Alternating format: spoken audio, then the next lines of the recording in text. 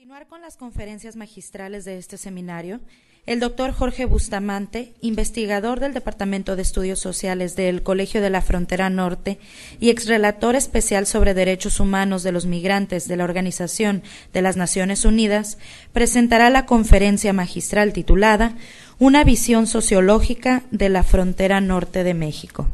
Les comento que el doctor Jorge Bustamante recibió los grados de maestría y doctorado en Sociología de la Universidad de Notre Dame en Estados Unidos, donde recibió en el 86 la cátedra vitalicia Eugene Conley Professor of Sociology. Fue fundador presidente del Colegio de la Frontera Norte en Tijuana hasta 1998. En el año del 2007, la Asociación Norteamericana de Sociología designó al doctor Bustamante para el premio Cox Johnson Fraser, que es de lo más alto en el nivel que se le otorga a un sociólogo en la Asociación Estadounidense de Sociología. Esta es la primera ocasión que es otorgado a un sociólogo latinoamericano. En octubre de 2010 le fue otorgado el Premio Nacional de Jurisprudencia por la Junta General de la Barra Mexicana, el Colegio de Abogados de México, por su trabajo a favor de los derechos humanos de los migrantes. Con ustedes les dejo al doctor Jorge Bustamante, fundador del Colegio de la Frontera Norte.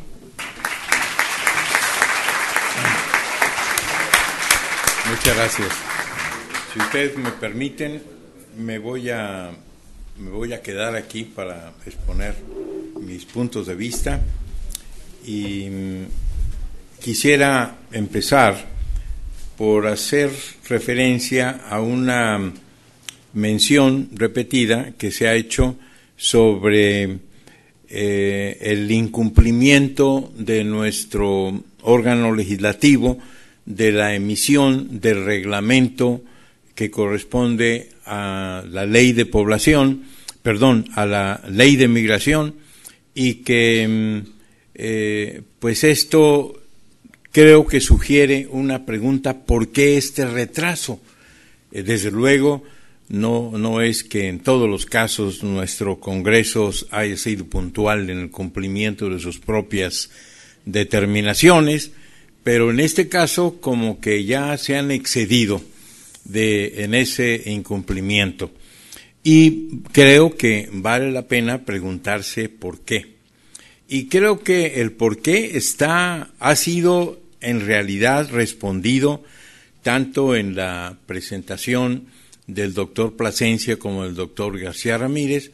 pero creo que vale la pena introducirlo a la discusión. Y este es el gran dilema entre las orientaciones normativas que buscan como objetivo la seguridad nacional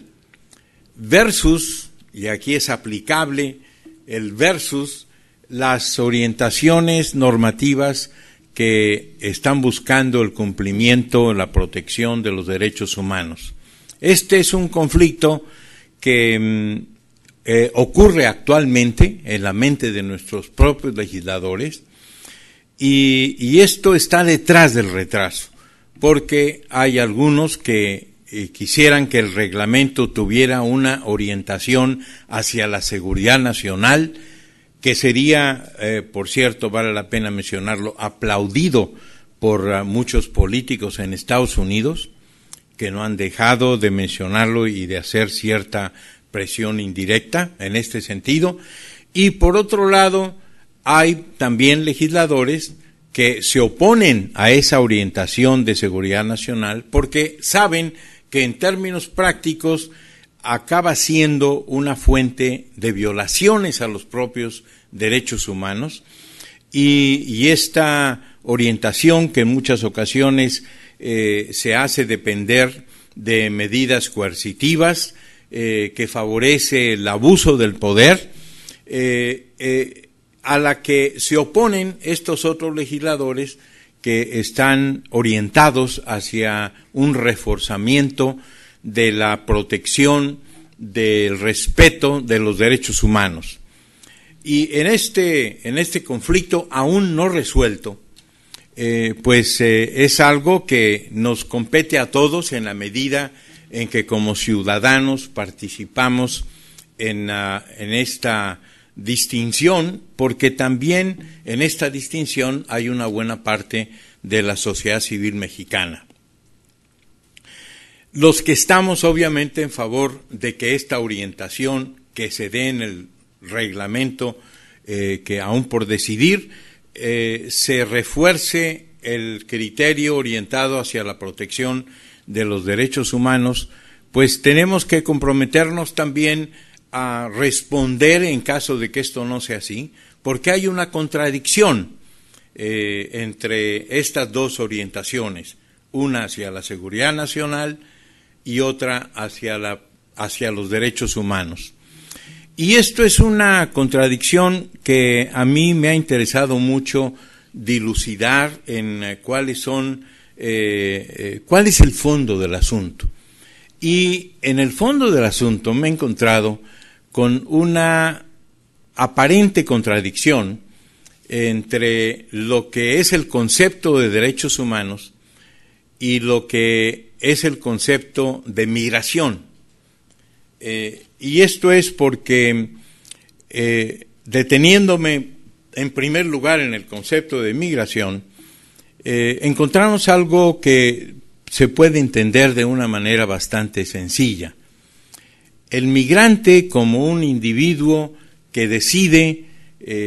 salir de su casa para buscar otras oportunidades. El migrante con su propia conducta lleva inherentemente una condición de vulnerabilidad. ¿Qué quiere decir vulnerabilidad? Yo la he definido con base en mi experiencia en Naciones Unidas como una condición impuesta por el Estado y por la sociedad civil de ausencia de poder que está ligada a la conducta migratoria. Cuando salimos de casa, todos nosotros adquirimos una vulnerabilidad que era bastante menor cuando estábamos en casa. Salir de casa, pues, es un elemento inicial de esa condición de vulnerabilidad, porque tanto el Estado mexicano como el trato social, en las dos dimensiones, imponen una condición de ausencia de poder en diferentes niveles.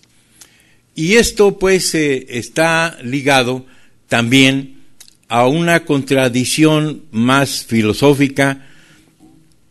pero que tiene referentes muy reales, entre lo que es la concepción de los derechos humanos como una fuente de empoderamiento del migrante reconocido como sujeto de esos derechos humanos. Y en esta relación que implica la conducta migratoria con el Estado, por una parte, y con la sociedad, por otra, se ve el migrante colocado en una condición de ausencia de poder derivada de las distinciones que hace la propia ley, la propia Constitución, de quién es un migrante y quién es un no migrante. Esto es más claramente de quién es un nacional y quién es un inmigrante, que por definición es un extranjero. En esta distinción que está manifestada en los privilegios que la Constitución de nuestro país y de la gran mayoría de países establece para aquellos que son nacionales, privilegios de orden patrimonial y de orden jurídico, que a los que explícitamente no se le dan al que no es nacional, no se le dan al extranjero. Y entonces en esta dicotomía entre extranjero y nacional hay un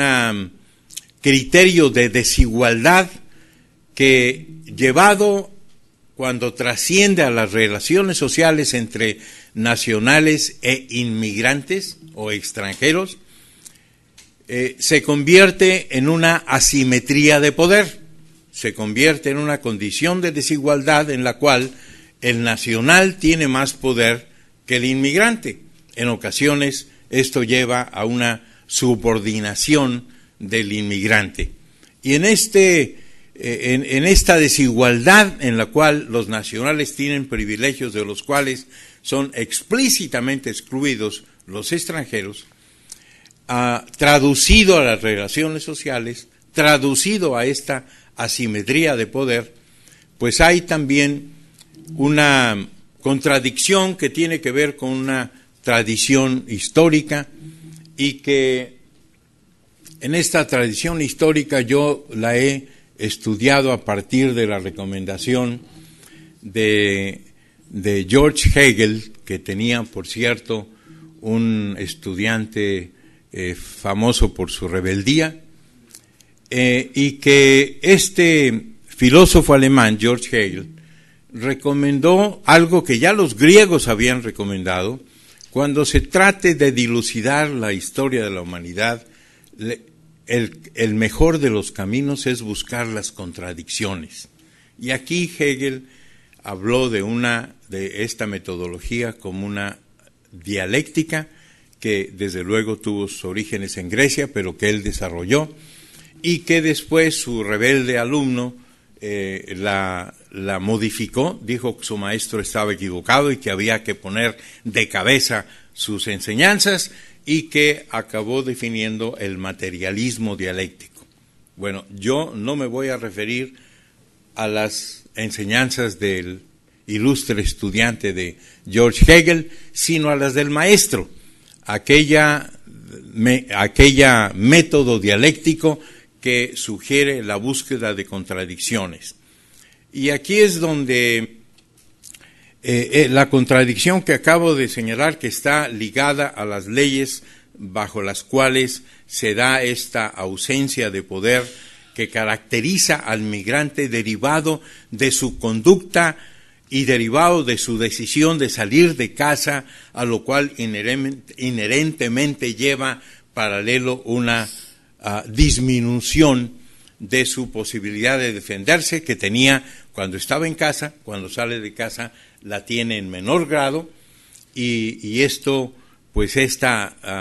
característica de la migración está íntimamente ligada a la relación del migrante con el estado bajo el cual está viviendo. Y esta visión, esta metodología dialéctica es lo que me ha permitido analizar cuál es la dinámica que se deriva de la decisión soberana de distinguir entre nacionales y extranjeros, de la cual se deriva esta asimetría de poder que afecta la vida de todos, pero muy particularmente de los migrantes, y que esto lleva a un análisis de las relaciones sociales en la cual se ejerce esta asimetría de poder en perjuicio de los migrantes, y que tiene dos características que yo he conceptualizado como una vulnerabilidad estructural que se deriva de la realidad del trato de quien es un migrante y quien no lo es, y una vulnerabilidad cultural. La vulnerabilidad cultural es algo que es en realidad un cierto préstamo de algunas ideas de Marx,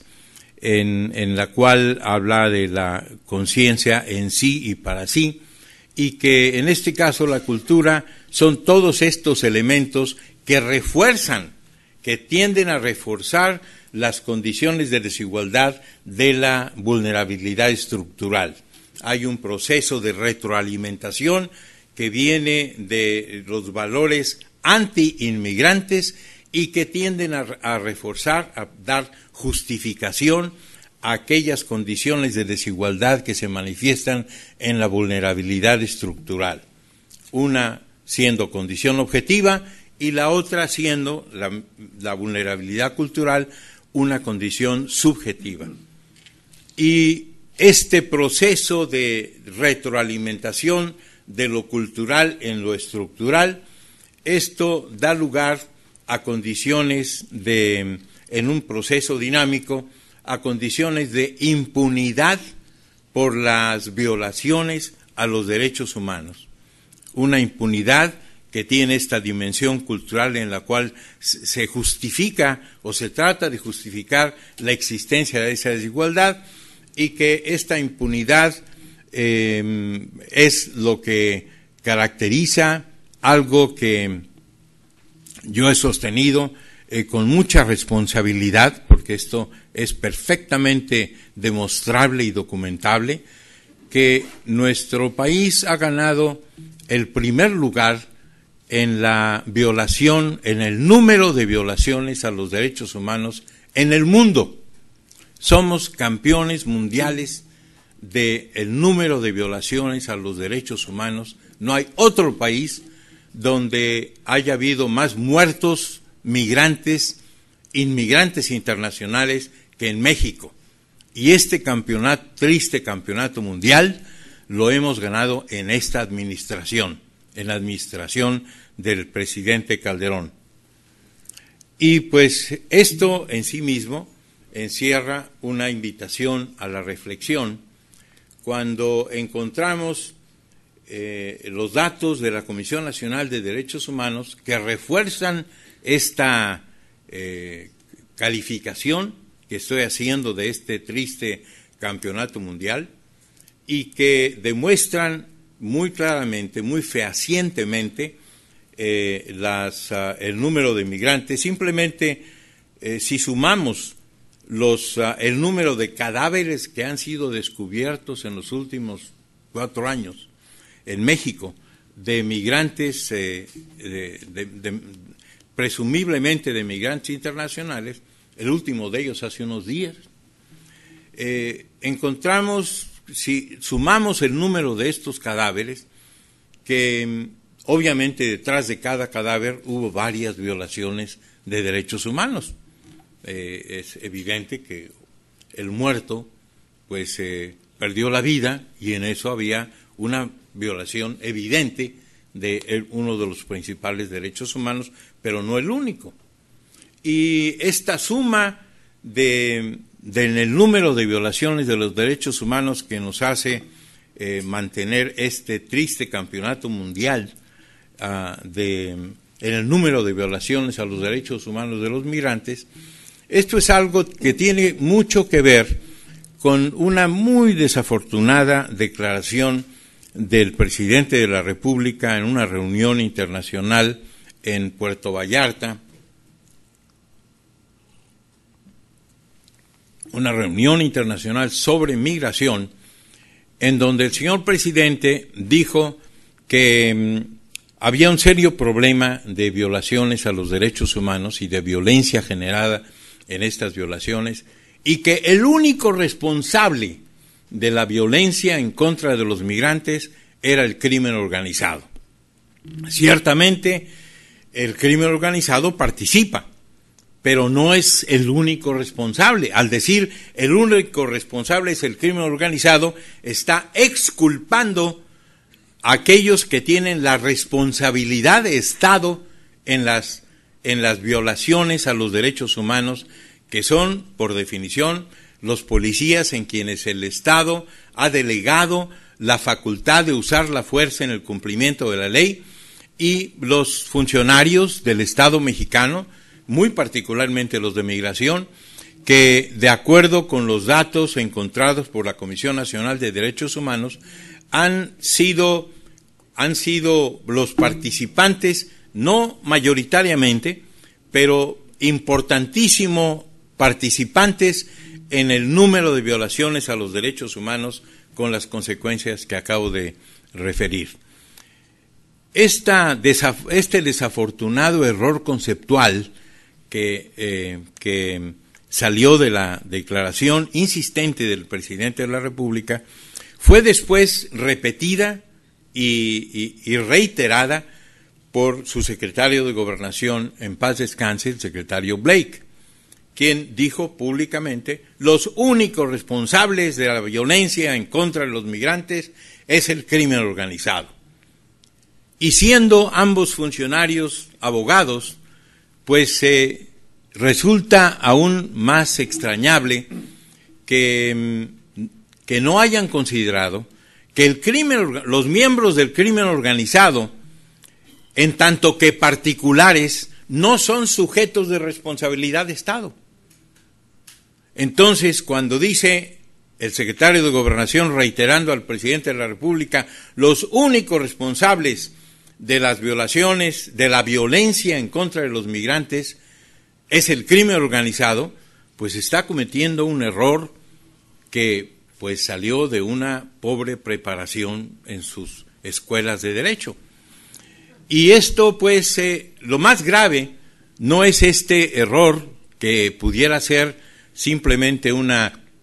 cuestión retórica, sino su trascendencia en políticas públicas. Cuando se define al crimen organizado como los únicos responsables, excluyendo a los representantes del Estado mexicano, pues entonces la política se dirige exclusivamente al crimen organizado y no se atiende a lo que, de acuerdo con las leyes mexicanas, una ley,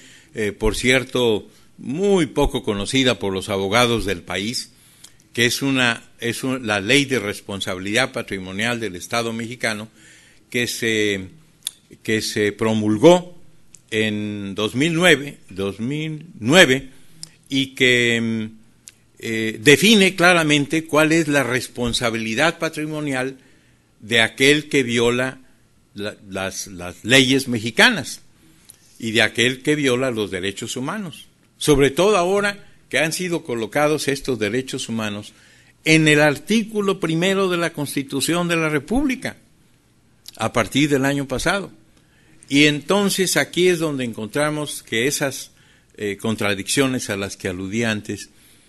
tienen una consecuencia muy práctica. Aquí es donde tenemos todos que darle importancia a lo que defina el Congreso de la República en términos del reglamento de la Ley de Migración. Y esto pues es algo que no es suficientemente discutido en México y que es algo que de alguna manera explica por qué se mantienen estas violaciones a los inmigrantes, sobre todo a los centroamericanos, de los cuales solamente nos enteramos cuando sus cadáveres son descubiertos por los medios. Esto pues es algo muy grave, es algo que yo pues aprovecho la oportunidad de la invitación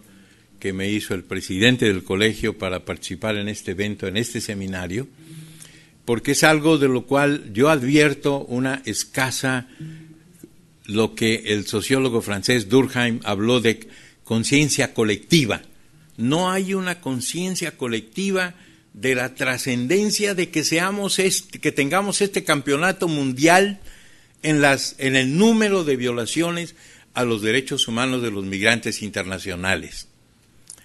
Y que esto pues nos lleve a una responsabilidad como ciudadanos por nuestro fracaso en no haber generado un costo político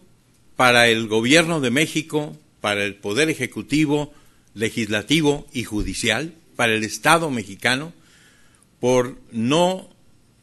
ser fieles a lo que establecen los acuerdos internacionales suscritos por nuestro país en relación con la obligación de proteger los derechos humanos de quienes habitan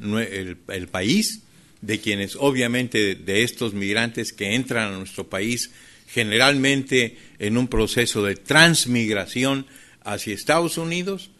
y de lo cual pues va a depender el futuro del papel que juegue el Estado mexicano en el cumplimiento de sus propias leyes ligadas a los derechos humanos. No quiero alargarme mucho en esta presentación porque ya tuvimos 2 presentaciones brillantes, me hicieron recordar la admiración que siempre tuve por mi ex compañero de banca en la preparatoria y que he mantenido a lo largo de todos estos años hasta el presente, me la confirma su brillante exposición, y que es la admiración de alguien que pues al llamarme joven, seguramente aludió a él porque somos de la misma edad. Y pues yo en varias ocasiones públicamente dije que los dos contemporáneos mexicanos a quienes yo más he admirado era Carlos Monsiváis y Sergio García Ramírez. Por cierto, dos personalidades muy diferentes, pero ambos en el Olimpo de nuestros héroes intelectuales. Y pues en aras del tiempo, voy a dejar aquí mi exposición. Muchas gracias.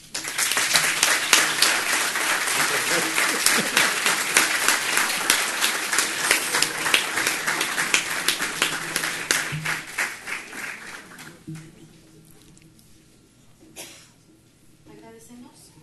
la participación del doctor Bustamante y vamos a tener un breve espacio para sesión de preguntas y respuestas. Gracias. Primero un comentario.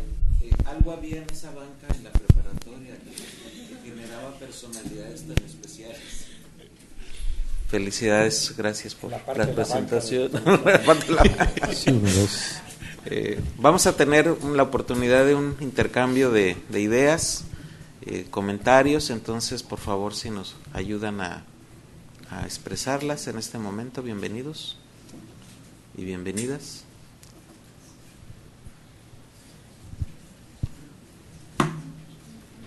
¿Alguna queja de derechos humanos? Ya se fue la a mí me gustaría, pues sí, hacer alguna pregunta, si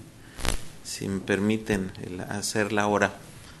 Está relacionada con este desafío entre lo que está en el mapa del derecho internacional, del derecho mexicano,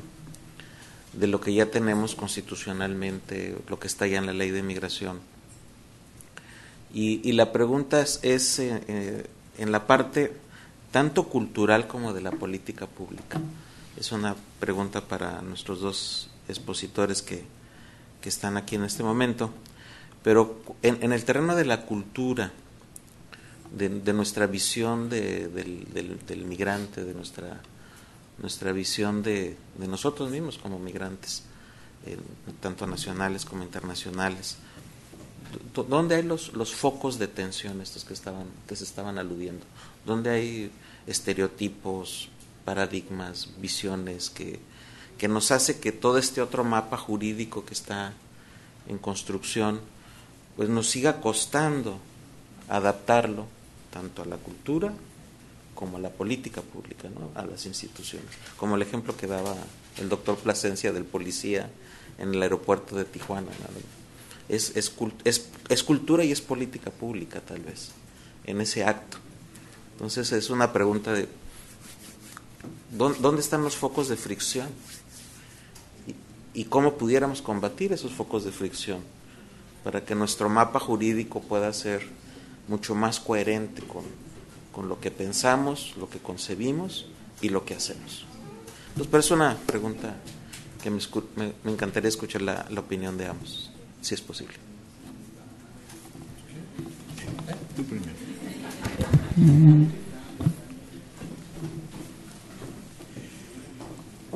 En nuestra banca compartida las cosas eran diferentes porque yo escuchaba primero lo que decía Jorge y después agregaba lo que yo podía decir, que era simplemente suscribir lo que había dicho Jorge. Estaba esperando que ocurriera alguna cosa. Pero bueno, me refiero a su observación. Desde luego que es una pregunta muy compleja que exigiría una reflexión muy prolongada y muy profunda, pero yo quisiera iniciar la respuesta o iniciar el comentario a propósito, porque habla usted de áreas de tensión, de contradicción, de conflicto, contrastes violentos. Yo quisiera iniciar esa reflexión, al menos de mi parte,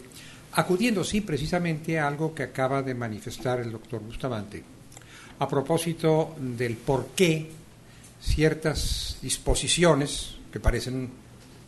excelentes en principio, o que pudieran llegar a serlo, no se han reglamentado? ¿Por qué se mantienen en la expectativa, en el pináculo de las disposiciones jurídicas, pero no aterrizan en una normativa secundaria y sobre todo, en conductas consecuentes, en el plano aplicativo?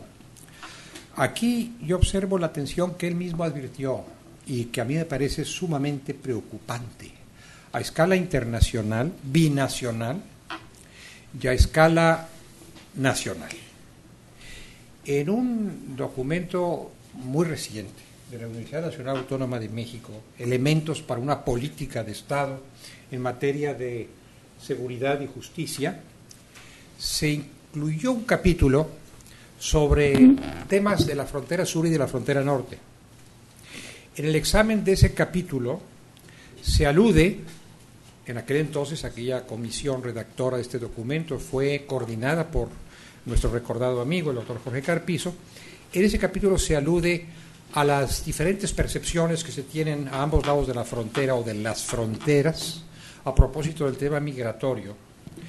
En un caso como un gravísimo punto de seguridad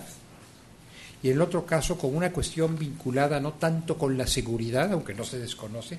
sino con la situación económica, social, cultural que está generando exigencias, demandas y soluciones propias. Hay una contradicción, digamos, en la manera de advertir en un lugar y en otro lugar de la frontera esta problemática, pero no me quiero extender mucho sobre el tema que seguramente no conozco bien o que conoce mejor que yo el doctor Bustamante, sino aplicarlo a México.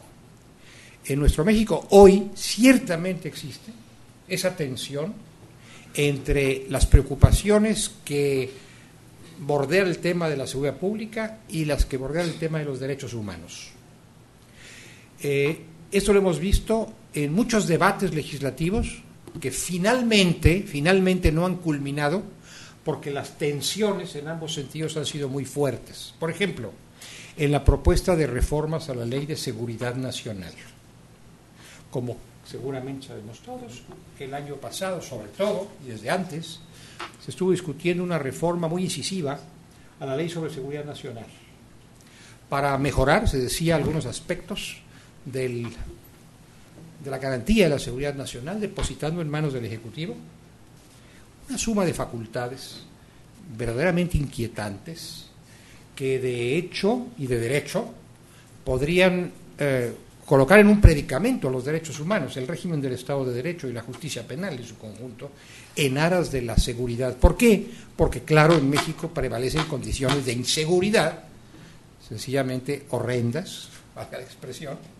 que mueven a la opinión pública y mueven a muchos funcionarios en esa dirección. Pero a otro sector de la opinión pública, y seguramente a otro sector de funcionarios, los impulsa el temor a que la prevalencia de estas reflexiones sobre seguridad pública, desmesuradas, y sobre seguridad nacional desmesuradas, conduzcan a una erosión cada vez más profunda, cada vez más evidente, de los derechos humanos, del Estado de Derecho, del régimen democrático mexicano, del incipiente régimen democrático mexicano en formación, de las garantías y de las libertades. Entonces, ahí yo advierto, señor presidente, ahí advierto yo una tensión muy seria, que no ha quedado resuelta, no hay un triunfador, digamos, en esa antinomia. En los hechos sí lo hay, lamentablemente, pero estoy refiriéndome al aparato normativo. En los hechos, bueno, esta reflexión que ha hecho el doctor Bustamante acerca del número de violaciones, y él está hablando de los migrantes, pues revela quién es el triunfador en los hechos, por ahora, ¿no? Pero hablando de las normas, que es algo a lo que usted se refería, yo diría que no está zanjado el tema porque no ha habido fuerza suficiente en ninguno de los dos sectores para imponer sus soluciones, para decir, bueno, esto es lo que prevalece. Yo quisiera traer a colación, y concluyo, un tratado internacional sobre lucha contra el terrorismo, tratado internacional mexicano sobre lucha contra el terrorismo. Obviamente hay que luchar contra el terrorismo, es un crimen brutal, es inaceptable, victima a inocentes, pero obviamente hay que hacerlo dentro de las condiciones del Estado de Derecho, sino también generamos un terrorismo de Estado frente al otro terrorismo, y así viviríamos todos aterrados por factores que provienen de distintos flancos. Ese tratado internacional que estoy invocando dice con toda claridad: la lucha en contra de estas gravísimas formas de criminalidad, y podríamos agregar al terrorismo otras más propias de nuestra sociedad, debe darse con pleno respeto de los derechos humanos, sin mengua, sin laceración, sin erosión de los derechos humanos. Esta es la conciliación que tenemos que hacer, y no es una conciliación que signifique cierto sacrificio de derechos humanos en aras de ciertas ventajas en materia de seguridad pública. Significa la obtención de condiciones de seguridad razonables, nunca podrían ser absolutas, pero razonables, sin ningún sacrificio de derechos humanos, porque entonces los sacrificados seríamos los seres humanos a manos del Estado. Entonces, esa es la tensión no resuelta. Yo me pregunto si esta tensión no resuelta, que observamos en los últimos años, con distintos movimientos de alta y baja marea, se va a plantear, y seguramente se va a plantear, en los próximos meses, en los próximos años, porque el tema de la inseguridad ahí está. Entonces, uno de los pronunciamientos que muchos aguardan con mayor avidez es aquel que tenga que ver con las futuras políticas en materia de seguridad y derechos humanos. Espero que sean así, seguridad y derechos humanos, y no seguridad a secas. Tampoco podría ser derechos humanos solamente, porque hay otras políticas públicas que tienen que venir al caso. Entonces, esto es una cuestión que está allí en lo que llaman las asignaturas pendientes o la agenda del futuro cercano. Esta es una reflexión que suscita su propia reflexión, maestro. Gracias. Jorge. Muchas gracias, Tonatiuh, por la pregunta, y gracias a Sergio por tus reflexiones siempre tan profundas y aleccionadoras. Y yo quisiera hacer referencia a algo que tiene explicaciones filosóficas y sociológicas, pero que conceptualizaría para efectos de abreviación de mi respuesta a la dimensión mexicana y a la dimensión de la relación con Estados Unidos. Ciertamente, en esta dimensión internacional encontramos aspectos que están ligados a valores que no necesariamente pertenecen a nuestra tradición cultural, pero que tenemos que reconocer por el hecho innegable de que una quinta parte de la población mexicana reside en Estados Unidos. De la población mexicana, de nosotros, vive una parte muy importante, crecientemente importante en Estados Unidos. El hecho de que de que nosotros tenga esa extensión de esa proporción tan importante de mexicanos como nosotros viviendo en Estados Unidos sobre, como le llaman los demógrafos, con bases permanentes en Estados Unidos, esto hace que nos preocupemos por entender esta dimensión cultural, en la cual yo voy a hablar de un racismo estadounidense y un racismo mexicano. El racismo, como es definido sociológicamente, el racismo es una ideología, y como ideología pues está basado en ideas, no necesariamente en datos empíricamente demostrables. Pero como ideología, esto hace que haya personas que derivan su conducta de esta ideología, algunos de ellos muy conocidos, que se han hecho famosos en la presunción de ser los principales ejecutantes de una política migratoria de Estados Unidos, como el sheriff Arpaio de Arizona, y que en esta ejecución la práctica de la política se deriva de la definición de criminalidad a partir del color de la piel. Es el color de la piel, nuestro color de piel, lo que determina la conducta de aquellos que tienen el poder para imponer la ley,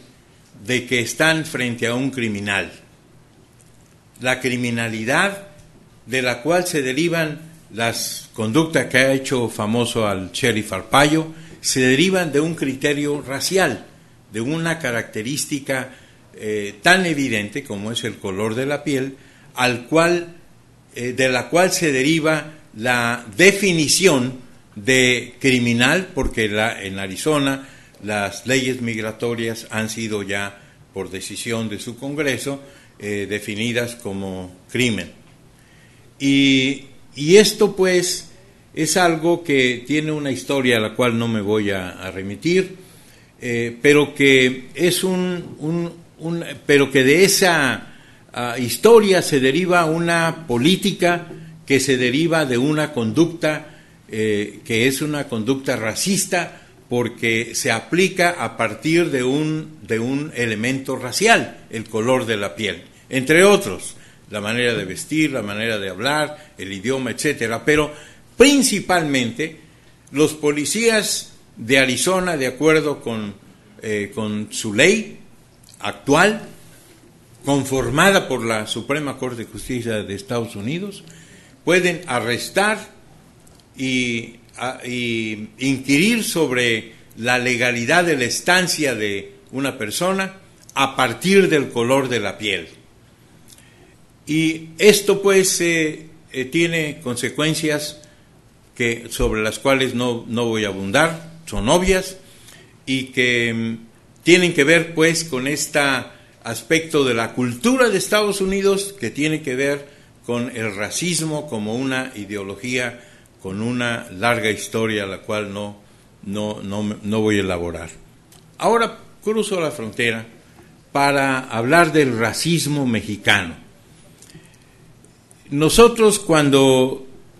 diseñamos un proyecto de investigación para averiguar cuál era el principal problema de los migrantes, de acuerdo con los migrantes, preguntándoles cuál fue el principal problema que tuvo usted desde que salió de su casa hasta llegar aquí, la frontera, donde hicimos la investigación que duró varios años. Y la hipótesis que íbamos a tratar de averiguar hasta qué grado era verdad o era mentira,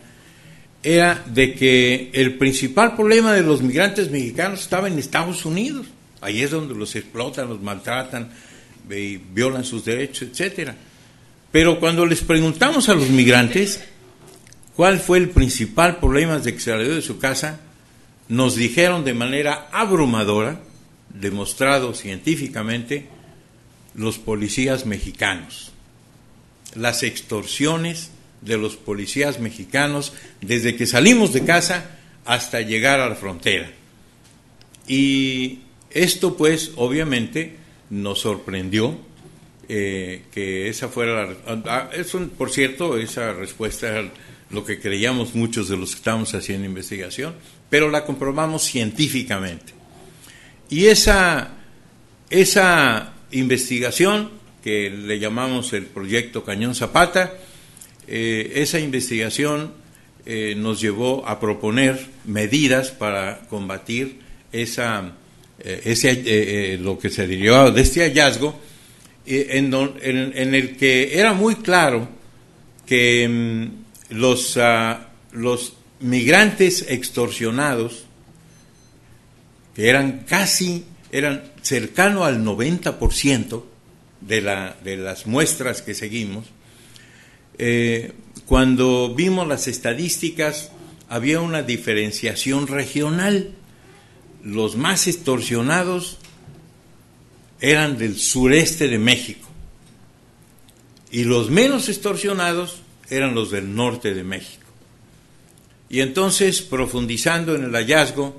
obviamente encontramos de que los migrantes que provenían de los estados del sureste de México, colindando con Guatemala y Belice, pues era parte de la población indígena mexicana, cuyas características raciales son muy fácilmente identificables y distinguibles cuando los comparamos con los mexicanos de otras partes del país. Entonces descubrimos que en la extorsión que hacían los policías, primero en Tijuana, luego seguimos la investigación en varias ciudades de la frontera, pero en Tijuana la extorsión tenía distinciones regionales y los más extorsionados eran los del sureste del país, de lo cual llegamos a la conclusión que esto tenía que ver con la manera en que los propios policías que estaban extorsionando distinguían entre quién era más extorsionable, y estos eran los que tenían características indígenas. O sea, una evidencia de carácter científico de una manifestación de racismo mexicano. Este racismo mexicano no solamente era de los policías que hacían estas extorsiones, sino también de parte de los valores de la sociedad mexicana. Cuando, como relator especial de Naciones Unidas, me tocó visitar México y obviamente me fui a la frontera sur, además de la frontera norte, pero en la frontera sur me encontré con un comentario de una, por cierto, trabajadora de la Embajada de México en Guatemala, que ella comentaba la experiencia que había tenido en Tapachula, donde se había acercado una señora a la que oyó que estaba preguntando dónde podía comprar a una muchacha para llevársela a su casa. Y entonces esta persona de la embajada le dijo: señora, pero ¿se da usted cuenta de lo que está preguntando? Si esto no, está usted hablando como si aquí hubiera esclavos. Y entonces dijo la señora: perdóneme, no, según la versión de esta persona, perdóneme, no, yo no quise ofenderla, solamente quería yo averiguar algo que mi vecina me contó como una experiencia muy positiva y ciertamente en la cual me inspiro yo para hacer esta pregunta, porque ella se trajo a una guatemalteca a trabajar a su casa, y si viera qué bien le ha salido. Y entonces, a partir de esa experiencia, pues que refleja una evidencia no científica de la existencia de un mercado de seres humanos en los cuales algunas señoras de la capital del país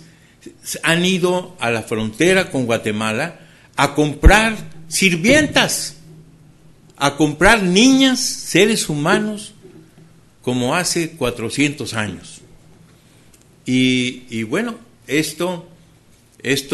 evidencia no científica de la existencia de este mercado me llevó a buscar más evidencias y las encontré, y no voy a ahondar en ellas. Existe un mercado de seres humanos en la frontera, de migrantes internacionales,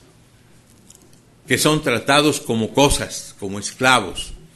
Y bueno, pues esto es algo muy serio, y es algo que tiene que ver con valores de la cultura mexicana. Somos racistas desde la colonia, y ese racismo no lo hemos podido eliminar a pesar de esfuerzos importantes, y permanece en una parte de la sociedad civil mexicana. Discriminamos a los que no son de color blanco, de que no son güeritos, en contra de aquellos que tienen piel más oscura. Y si no, échenle un vistazo a cualquiera de las élites mexicanas en las instituciones públicas o privadas y vean dónde están los jefes y dónde está el resto. Y esto pues es algo que refleja valores de la cultura mexicana que tenemos que erradicar, que son cancerígenos en términos sociales, y que pues es una manifestación de la relación que hay entre cultura, discriminación y derechos humanos.